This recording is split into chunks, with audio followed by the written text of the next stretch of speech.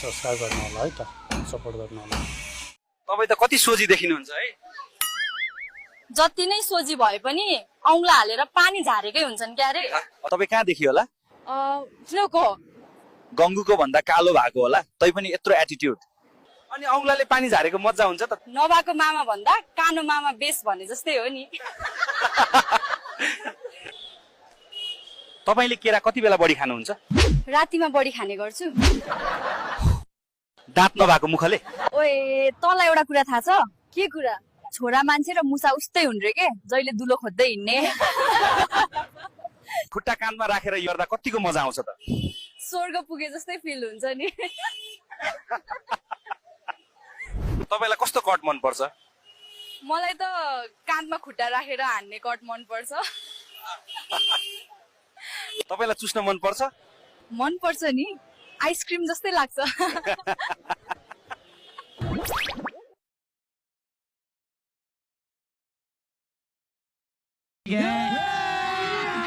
अभी मजा आएगा ना भिडो। तपाईँलाई खेलाउन मन पर्छ? राति निन्द्रा लागेन भनी खेलाउँछु नि, अनि बल्ल निन्द्रा लाग्छ।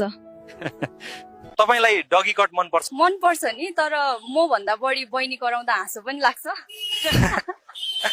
तपाईँलाई 69 कट थाहा छ? थाहा छ नि, एउटाले चाट्ने अर्कोले चुस्ने। म त मस्को मोमो र चाट्नी चुस्नी कम्बोको कुरा गरेको। तपाईँ कहिले काहीँ बुढा माथि चढ्नुहुन्छ कि नै?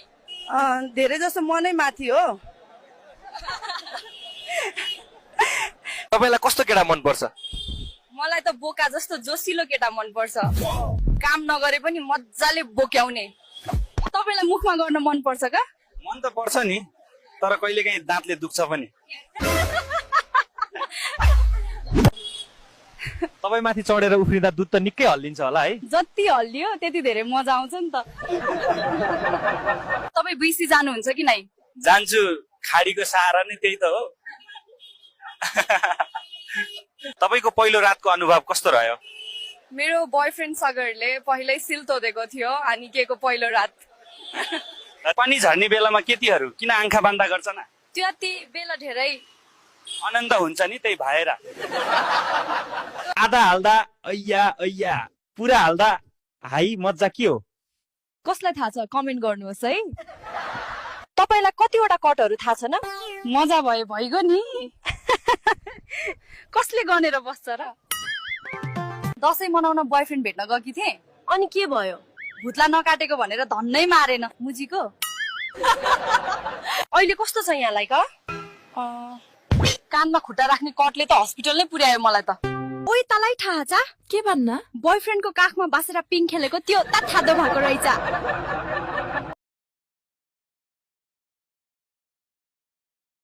जरा सबर करो।